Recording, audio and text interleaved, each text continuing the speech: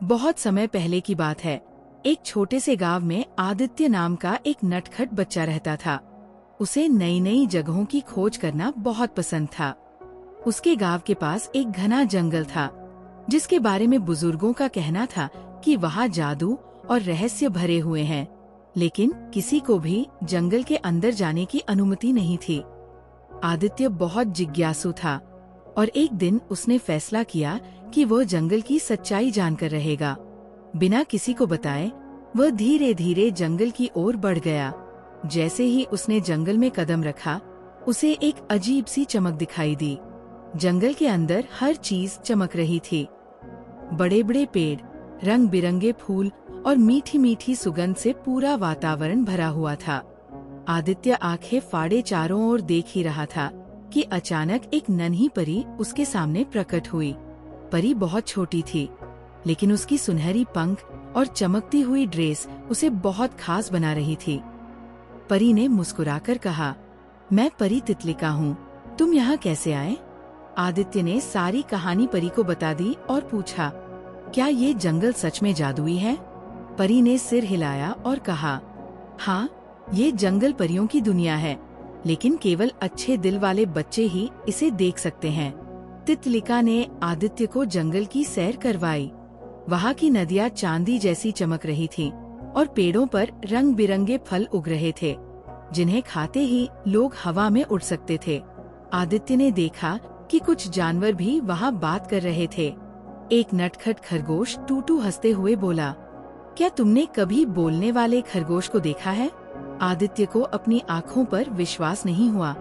फिर परी तितलिका ने बताया कि ये जंगल सिर्फ अच्छाई और प्यार से चलता है, लेकिन तभी एक बड़ा संकट आ गया।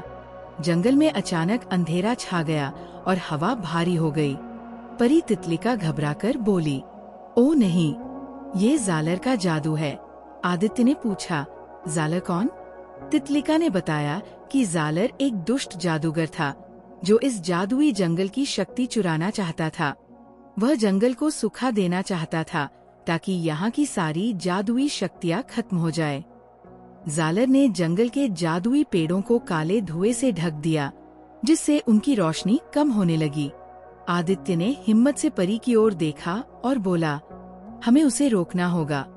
परी तितलिका ने आदित्य को एक जादुई चमकता हुआ पत्थर दिया और कहा, अगर तुम सच्चे दिल से इसे पकड़कर जालर का सामना करोगे, तो उसकी बुरी शक्ति नष्ट हो जाएगी। आदित्य ने पत्थर को मजबूती से पकड़ा और जालर की ओर बढ़ गया। जैसे ही जालर ने अपना काला जादू छोड़ा, आदित्य ने पत्थर को ऊपर उठाया और जोर से कहा, सच्चाई और अच्छाई की शक्ति सबसे बड़ी है।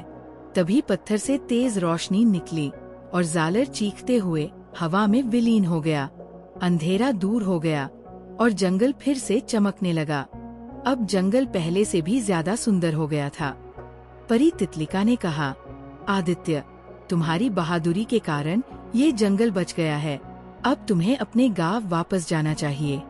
आदित्य ने मुस्कुराकर कहा, मैं हमेशा इस जंगल की रक्षा करने के लिए तैयार रहूंगा। परी ने उसे जादुई गुब्बारों से भरी टोकरी दी और कहा, जब भी तुम्हें मेरी जरूरत हो, बस एक गुब्बारा छोड़ देना, मैं आ जाऊंगी। आदित्य खुशी खुशी गांव लौट आया, लेकिन अब वो जानता था कि सच्चाई और अच्छाई की ताकत सबसे बड़ी होती है। हमें हमेशा अच्छाई का साथ देना चाहिए, क्योंकि अंत में जीत सच्चाई की ही होती है।